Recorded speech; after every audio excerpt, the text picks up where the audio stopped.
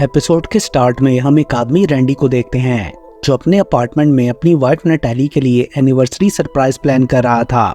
तभी उसे नटैली की कॉल आती है जो उससे पूछती है कि क्या वो एयरपोर्ट पहुंच गया, क्योंकि उसे रात की फ्लाइट से हांगकांग जाना था।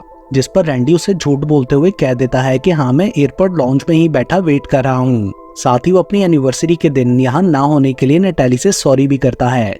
जिस पर नटैली बोलती है कोई बात नहीं, मैं समझ सकती हूँ तुम्हारे काम का प्रॉब्लम। एंड उसके बाद रैंडी के पूछने पर वो बताती है कि मैं रास्ते में हूँ, बस 5 मिनट में घर पहुँच जाऊंगी। तभी लाउंज में रखा टीवी अचानक से ऑन हो गया था।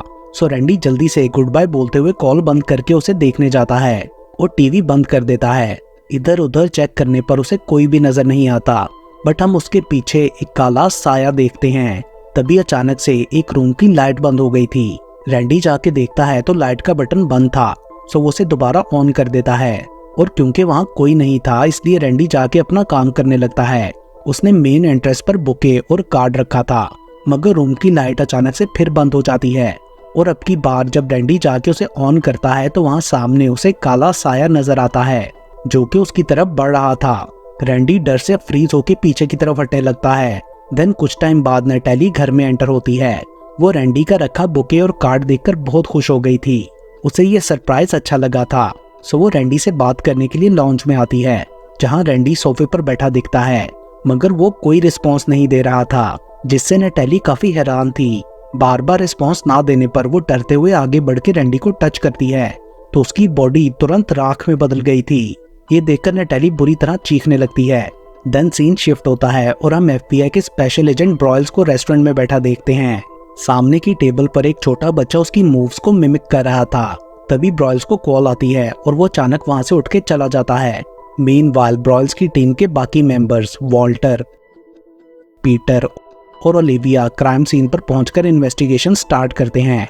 ओलिविया बोलती है घर में जबरदस्ती घुसने और स्ट्रगल के कोई भी निशान नहीं है, जो कि काफी अजीब था।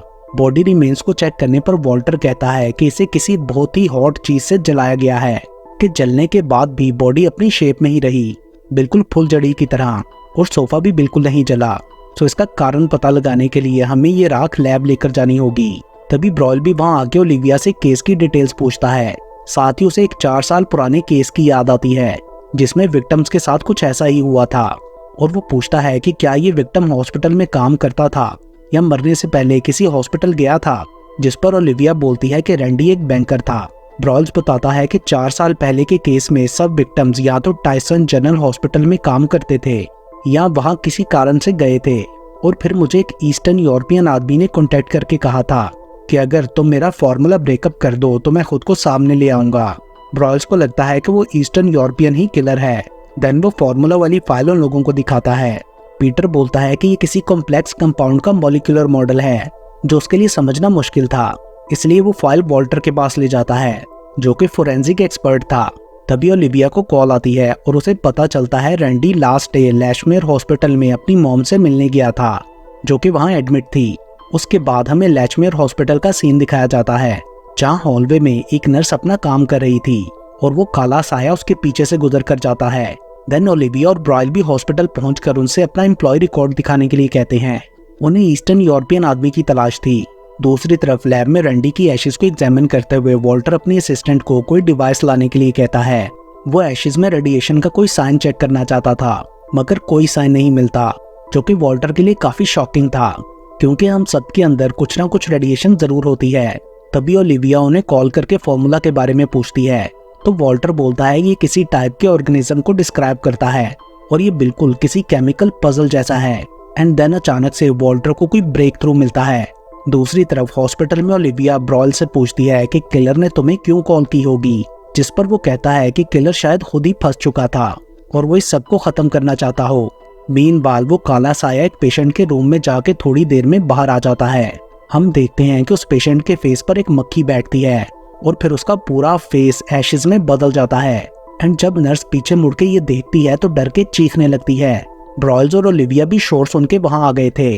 वो तुरंत उस फ्लोर को सील करने का ऑर्डर देते हैं ताकि कोई भी वहां से जा ना सके। तभी एक ऑफिसर ब्रॉयल्स को आके बताता है कि हॉस्पिटल का एक एम्प्लॉय थॉमस कॉस्लोव यूरोपियन है जो कि यहाँ के कोमा यूनिट में नाइट नर्स की जॉब करता है। इसने 1 महीने पहले ही ज्वाइन किया था और आज रात की शिफ्ट के लिए नहीं आया। जिसके बाद वो लोग तुरंत कोस्लोव के अपार्टमेंट रेड के लिए जाते हैं, मगर वो वहाँ नहीं मिलता। मतलब उसने हॉस्पिटल में उन्हें देख लिया था। देन वो लोग वापस ऑफिस जाते हैं और ब्रॉयल्स किलर वाली कॉल की रिकॉर्डिंग दोबारा प्ले करता है। साथ ही उन्हें कोस्लोव के घर से कुछ इक्विपमेंट्स भी मिले थे, जैसे कि वो कुछ स्पेशल चीज बना रहा हो। ब्रॉयल्स कहता है कि कोस्लोव एक झूठा नाम है जो उसने हमें बहकाने के लिए बनाया।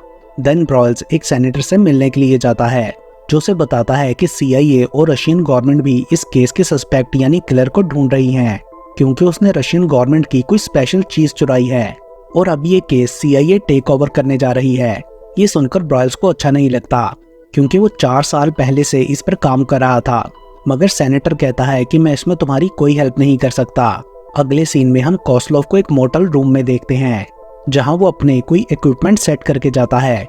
दूसरी तरफ ओलिविया हॉस्पिटल की सिक्योरिटी फुटेज चेक कर रही होती है, तो ब्रॉयल उसे सेनेटर से हुई सारी बात कॉल पर बताता है और बोलता है कि अब हम इस केस पर पर्सनली काम करेंगे, सो कोई भी डॉक्यूमेंटेशन नहीं करनी। ओलिविया उसे ऑर्डर ना मानने के रिस्क से अवेयर करती है, मगर ब्रॉयल्स को इससे फर्क नहीं पड़ता था। देन ओलिविया को फुटेज में वो काला साया कॉरिडोर से जाता हुआ दिखता है और वो ये फुटेज सबको दिखाती है। तो वॉल्टर बताता है कि ये कोई इंसान नहीं बल्कि एक डिफरेंट एंटिटी है और उसे चुराई गई रशियन टेक्नोलॉजी से बनाया गया है, जैसे रशियंस का ये कोई एक्सपेरिमेंट हो, क्योंकि रशियंस टेक्नोलॉजी में बहुत आगे हैं। उसके बाद ब्रॉयल्स को सेनेटर की तरफ से भेजी गई एक फाइल मिलती है, जिसमें कोस्लोव की इंफॉर्मेशन थी। उससे पता चलता है कि कोस्लोव का असल नाम टिमर है और उसने कोई टेक्नोलॉजी नहीं बल्कि 6 साल पहले अपने भाई को किडनैप किया था, जो कि कोमा स्टेट में रशियन गवर्नमेंट के पास था और उनकी स्पेस एजेंसी में काम करता था। रशियंस ने बोला कि एक स्पेस मिशन पर उसकी डेथ हो गई, जबकि वो मरा नहीं बल्कि कोमा में था और रशियंस उस पर रिसर्च कर रहे थे। इसलिए टिमर हॉस्पिटल के कोमा यूनिट्स में जॉब करता था ताकि अपने भाई को वहां रख के गार्ड कर सके। साथ ही वो सेफ्टी के लिए डिफरेंट हॉस्पिटल में अपने भाई को शिफ्ट करता रहता था, लेकिन इस बार उसका भाई अभी तक लैशमेर हॉस्पिटल में ही था और ब्रॉयल्स का मानना था कि टिमर उसे लेने वापस हॉस्पिटल जरूर आएगा। सो वो दोनों एक टीम लेके हॉस्पिटल जाते हैं। दूसरी तरफ वॉल्टर ने शैडो से रिलेटेड थ्योरी पता लगा ली थी। उस एंटिटी को रेडिएशन चाहिए थी और वो इन विक्टिम्स की बॉडी से वही एब्जॉर्ब करने जाता था, जिसके बाद बॉडीज राख में बदल जाती हैं। मतलब वो सिर्फ उन पेशेंट्स को टारगेट करता था जिनकी रेडिएशन थेरेपी चल रही हो, रैंडी के अलावा।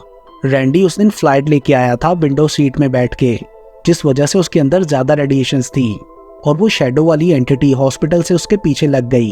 अगले सीन में हॉस्पिटल के कोमा वार्ड की लाइट अचानक से बंद हो गई थी, तो नर्स पेशेंट्स को चेक करने जाती है, तो वहां उसे टिमर मिलता है। नर्स उसे कोस्लोव के नाम से जानती थी। वो अपने भाई को लेने आया था, सो नर्स को बेहोश कर देता है। FBI टीम के आने तक वो उसे ले जा चुका था और उसके बेड पर नर्स लेटी थी। देन वापस लैब जाने पर वॉल्टर उन्हें बताता है कि शायद टिमर का भाई स्पेस से अपने साथ कोई ऐसा ऑर्गेनिज्म लाया हो जो होस्ट की बॉडी को छोड़े बिना खुद को दूसरी शक्ल में प्रोजेक्ट कर सकता है, और वही हमें शैडो की शक्ल में नजर आता है। ये सुनकर ब्रॉयल्स बोलता है कि क्या हम वो फॉर्मूला सॉल्व कर सकते हैं, जिस पर वॉल्टर कहता है हाँ। देन हम टिमर को देखते हैं, जिसे ब्रॉयल्स ने हॉस्पिटल रिकॉर्ड वाले नंबर पर वॉइस मेल भेजा था कि हमने तुम्हारा फॉर्मूला सॉल्व कर लिया। तभी अचानक वहां रखा टीवी ऑन हो जाता है।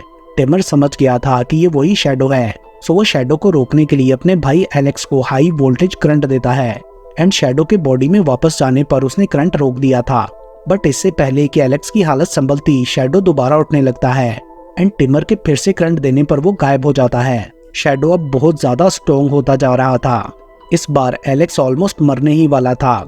यहाँ हमें पता चलता है कि ब्रॉयल्स इस केस के साथ काफी ऑब्सेस्ड था, क्योंकि 4 साल पहले इसकी वजह से उसकी अपनी बीवी से सेपरेशन हो गई थी।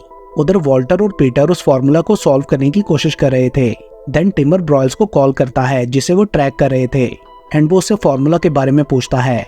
तो वो लोग दूसरी तरफ से वॉल्टर को लाइन पर लेते हैं और उसका जवाब ब्रॉयल्स टिमर को बताता है कि होस्ट को मारे बिना इस ऑर्गेनिज्म को अलग नहीं किया जा सकता, क्योंकि दोनों अब एक हो चुके हैं। लेकिन फिर भी तुम्हारी हेल्प करने के लिए हमें तुम्हारे भाई को फिजिकली देखना होगा। सो वो उसे एड्रेस पूछता है, लेकिन इससे पहले कि टिमर कोई जवाब देता, वो शैडो उसे भी राख बना चुका था, लेकिन कॉल अभी भी चल रही थी। सो ब्रॉयल्स अपनी टीम के साथ उस ट्रैक लोकेशन पर पहुंचता है, जहां टिमर की रिमेन्स और वैन में एलेक्स की बॉडी मिलती है, जो कि अभी भी जिंदा था। वॉल्टर बोलता है कि जब शैडो इसके अंदर वापस आएगा तो हम इसको एक बड़े केस में बंद कर देंगे। वो बोलता है कि अगर होस्ट को तकलीफ दो तो उस ऑर्गेनिज्म को भी तकलीफ होती है, सो शायद इससे वो शैडो वापस आ सकता है। तभी मोटल के एक रूम से किसी बच्ची की चीख सुनाई देती है, जिसे शायद वो शैडो दिखा था। तो ब्रॉयल्स एलेक्स को सर में शूट कर देता है ताकि शैडो उसकी बॉडी में वापस आ जाए। और फाइनली ऐसा ही होता है, क्योंकि बच्ची अभी तक जिंदा थी। देन वो लोग उसकी बॉडी को कंटेनर में बंद करके ले जाते हैं। लास्ट सीन में ब्रॉयल्स अपनी वाइफ को बताने जाता है कि मैंने वो केस सॉल्व कर लिया। तो वहाँ उस सेनेटर का आदमी आकर ब्रॉयल्स से बोलता है कि इस केस की कोई रिपोर्ट ना बनाना। ब्रॉयल्स उससे पूछता है कि तुमने एलेक्स की बॉडी के साथ क्या किया, जिस पर वो आदमी ऊपर स्पेस की तरफ देखकर कहता है कि वो दोबारा जिंदा हो गया था, सो हमारे पास और कोई चॉइस नहीं थी। एंड इसके साथ ही ये मूवी यहीं पर ख़त्म हो जाती है।